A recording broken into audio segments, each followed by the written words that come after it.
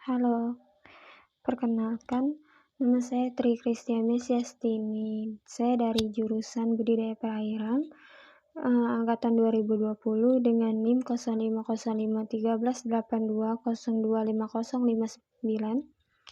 Di sini saya akan presentasikan tugas bahan pakan alami mengenai pemulihan selenium dari air limbah oleh mikroalga hijau Chlorella vulgaris dan Schenedesmus sp. dengan dosen pembimbing Dr. Marini Wijayanti, SPI, MSI. Untuk sumbernya itu bisa teman-teman lihat dari yang sudah ditampilkan di PPT, yaitu mengenai Selenium Recovery from Wastewater by the Green Microalgae Chlorella vulgaris and Schenedesmus sp.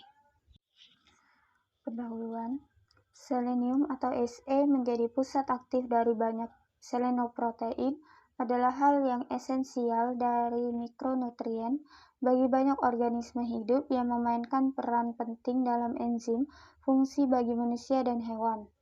Selenium itu sendiri diperlukan untuk pertumbuhan 33 spesies mikroalga, terutama alga hijau. Mikroalga dapat mengambil Se organik dalam bentuk selenate atau selenite yang merupakan bentuk larut dominan dari Se di perairan tubuh dan diasimilasi dengan penggabungan ke dalam asam amino melalui jalur metabolisme asimilasi belerang. Tujuan dari penelitian ini yaitu untuk menilai kapasitas pengisian atau pemulihan selenium dari dua mikroalga hijau yang mampu tumbuh dalam air limbah atau yaitu Chlorella vulgaris dan Schenedesmus sp. Air limbah perkotaan nyata dibubuhi dengan konsentrasi selenium yang berbeda untuk mengevaluasi ketahanannya dan kapasitas pemindahannya atau pemulihannya. Metode itu ada 4, yaitu yang pertama inokulum mikroalga dan adaptasinya terhadap air limbah domestik, yaitu percobaan yang dilakukan dengan menggunakan dua mikroalga hijau, yaitu Chlorella vulgaris dan Schenedesmus sp. Yang pertama itu diperoleh dari mikroalga pabrik produksi global Iberican Tinti atau GIA SL atau Barcelona Spanyol, sedangkan Schenedesmus sp. itu diperoleh dari sistem percontohan kolam alga tingkat tinggi atau HRAPS yang mengolah air limbah domestik dari daerah perumahan yang dekat dengan Universitat Politècnica de Catalunya, Barcelona Tech atau UPC. Dan yang kedua itu percobaan batch, yaitu percobaan yang dilakukan dalam labu Erlenmeyer dengan volume kerja 320 mili. Air limbah digunakan sebagai media kultur ditambah dengan 1000 gram liter sebagai Se, selenit dalam rangkap 3. Yang ketiga itu ada metode analisis di mana metode ini dibagi menjadi 3 bagian, yaitu yang pertama itu karakteristik fisika kimia air limbah domestik dan diolah.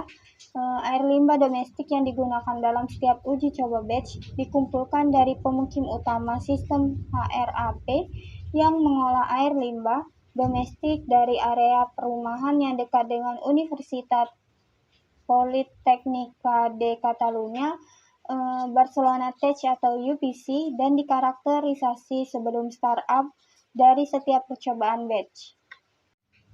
Yang kedua itu penentuan total selenium dalam air limbah domestik yang diolah. Konsentrasi total selenium diukur pada akhir setiap uji batch dari cairan campuran masing-masing labu setelah penyaringan melalui membran PVDF cincin 0,20 meter dan dalam kultur mikroalga dengan spektrometri massa plasma yang digabungkan secara induktif. Yang ketiga itu penentuan total selenium dalam biomasa mikroalga, yaitu untuk penentuan konsentrasi Se total dalam mikroalga. Sampel kering beku 0,2 gram ditimbang dalam bejana pencernaan microwave diikuti dengan penambahan 9 ml HNO3 pekat sebanyak 65% dan 1 ml H2O2 sebanyak 30%. Setelah 1 jam diinkubasi pada suhu kamar, sampel dicerna dalam wadah tertutup menggunakan sistem pencernaan gelombang mikro. Dan metode yang terakhir itu ada statistik, di mana semua data yang diperoleh dalam penelitian ini disajikan sebagai mean kurang lebih standar error dan dianalisis menggunakan analisis varian satu arah atau ANOVA dengan SPSS Statistics 26,0 atau IBM USA. Hasil pada tabel yang ditunjukkan di PPT ini menjelaskan bahwa laju pertumbuhan spesifik yang diperoleh untuk Chlorella vulgaris di semua konsentrasi selenium yang diuji tidak memiliki perbedaan yang signifikan dari kontrol, yaitu maksimum 0,32 pada 50 gram SE per liter, kecuali untuk konsentrasi tertinggi yang diterapkan lebih rendah dari yang sebelumnya, yaitu 0,22 pada 1000 gram SE per liter. Untuk Skenedesmus sp, tingkat pertumbuhan spesifik yang secara signifikan lebih tinggi diamati pada 1000 gram SE per liter dengan maksimum 0,21 sehubungan dengan kondisi lain termasuk kontrol.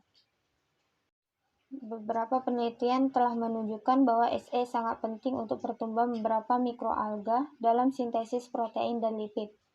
Tetapi ada batas yang sempit antara esensialitas nutrisi dan toksisitas dari SE, tergantung pada konsentrasi di media dan kondisi kultur. SE juga dapat merangsang pertumbuhan mikroalga, dan ini dapat dikaitkan dengan fungsi antioksidannya. Di dalam cara, konsentrasi SE tertinggi yang diterapkan bermanfaat bagi tingkat pertumbuhan Skenedesmus sp, tetapi mungkin memiliki efek negatif pada laju pertumbuhan spesifik Chlorella vulgaris. Lalu selanjutnya itu ada hasil yang didapat pada penelitian ini, baik Chlorella vulgaris maupun Skenedesmus sp menunjukkan toleransi terhadap konsentrasi selenit yang diuji, yaitu 0-1000 gram SE per liter. Seperti yang ditunjukkan oleh kurva pertumbuhan yang mencapai fase diam setelah 15 dan 24 hari, masing-masing untuk kedua spesies, konsentrasi selenite yang diterapkan tidak menunjukkan toksisitas bahkan pada konsentrasi yang lebih tinggi yang diuji, yaitu 1000 gram SE per liter, tanpa perbedaan pertumbuhan yang signifikan dibandingkan dengan kultur kontrol. Ada perbedaan yang signifikan dalam tingkat pertumbuhan Chlorella vulgaris dan Skenedesmus sp dengan konsentrasi SE hingga 500 gram SE per liter. Chlorella vulgaris juga mencapai konsentrasi biomasa yang lebih tinggi yang diukur dengan VSS dalam semua kultur medium yang diperkaya SE, yaitu 629 mg per liter pada 50 gram SE per liter. Bahkan dengan durasi hari lebih sedikit dibandingkan dengan Skenedesmus sp, kultur yaitu 535 mg per liter pada 500 gram SE per liter. Lalu yang terakhir itu ada kesimpulan, di mana kesimpulannya dalam penelitian ini yaitu dua spesies mikroalga hijau, yaitu Chlorella vulgaris dan Skenedesmus sp, dievaluasi kapasitasnya dalam menghilangkan atau memulihkan SE dari air limbah perkotaan dan memasukkannya ke dalam biomasa. Keduanya mampu tumbuh dengan konsentrasi SE hingga 1000 gram SE per liter, menunjukkan efisiensi pengisian SE sebesar 43-52%. Chlorella vulgaris menunjukkan potensi yang lebih tinggi untuk pertumbuhan dan penghilangan SE dari air limbah, menggabungkan hingga 323 mg SE per kilogram DW dalam biomasa, yaitu 1000 gram SE per liter. Biomasa kaya SE yang dihasilkan dapat digunakan untuk suplementasi pakan ternak atau digunakan sebagai pupuk hayati untuk biofortifikasi tanaman. Sekian yang dapat saya sampaikan, lebih dan kurang maupun Bila ada kesalahan dalam pengucapan dan penulisan dari PPT saya ini, saya mohon maaf. Saya akhiri dengan ucapan terima kasih sudah menonton video presentasi ini hingga akhir.